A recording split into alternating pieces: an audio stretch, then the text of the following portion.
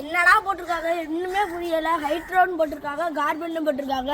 இதெல்லாம் நம்மளுக்கு தெரியாதுடா. போய் சேக்கன்ட்ட கேட்பாடா நம்ம.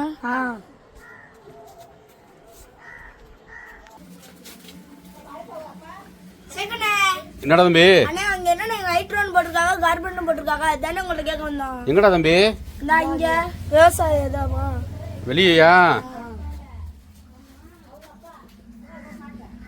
ஆமாடா தம்பி, நானும் இப்போ தான் பார்க்குறேன்.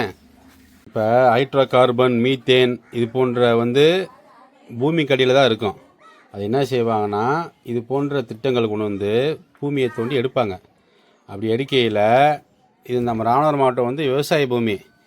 எங்கள் பக்கத்தில் விவசாயம் இருக்குது பார்த்தியா? தஞ்சைக்கு அப்புறம் நம்ம ராமநாதபுரம் மாவட்டம் தான் பெரிய விவசாய நிலம். அப்படி இருக்கையில் இது போன்ற திட்டங்கள் கொண்டு வந்தாங்கன்னா நிலங்கள் பாதிக்கப்படும், மக்கள் பாதிக்கப்படுவாங்க, நீர் வளம் பாதிக்கப்படும். புரியுதா? அப்படி இருக்கையில் இதை தடுக்குன்றதுக்காக போராட்டம் பண்ணுறதுக்காக நோட்டீஸ் ஒட்டிருக்காங்க. உங்கள் அப்பாட்ட சொல்லி உங்கள் சித்தப்பா பெரியப்பா யாராக இருந்தாலும் இந்த கூட்டத்துக்கு போக சொல்லணும். தேவையில்லாத எத்தனையோ கூட்டத்துக்கு போகிறாங்க. அரசியல் கூட்டம், கட்சி கூட்டம், சமூக கூட்டம்னு போகிறாங்க.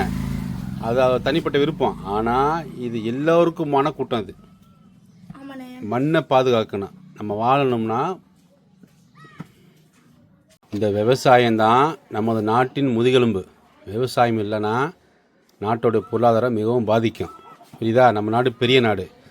ஆப்பிரிக்கா கணக்கு கேள்விப்பட்டிருக்கே? ஆப்பிரிக்காவில் அதிகமான வறட்சி, சாப்பாட்டுக்கு வழி இல்லை, மண்ணை திங்கிறாங்க, குச்சியை திங்கிறாங்க, இலையை திங்கிறாங்க, சாப்பாடு இல்லாமல். காரணம் என்னென்னா இது போன்ற திட்டங்களை கொண்டு போய் எங்கள் நாட்டை சுடுகாடாக மாற்றிட்டாங்க.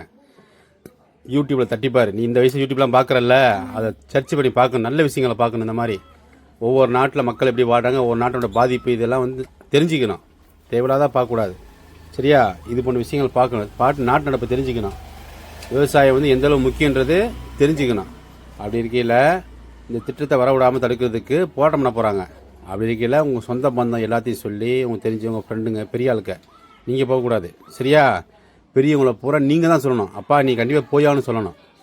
லீவு போட்டாது போக சொல்லணும். இது நம்ம மண்ணை பாதுகாக்கணும். புரியுதா?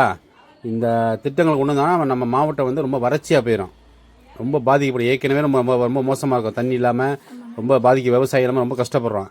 இந்த இது வந்ததுன்னா ரொம்ப கஷ்டம், இன்னும் ரொம்ப ரொம்ப மென்மேலும் கஷ்டமாக போயிடும். சரியா? அதுதான் இந்த நோட்டீஸ் ஒட்டியிருக்கிறாங்க. இப்போ புரிஞ்சு வச்சேன் நான்.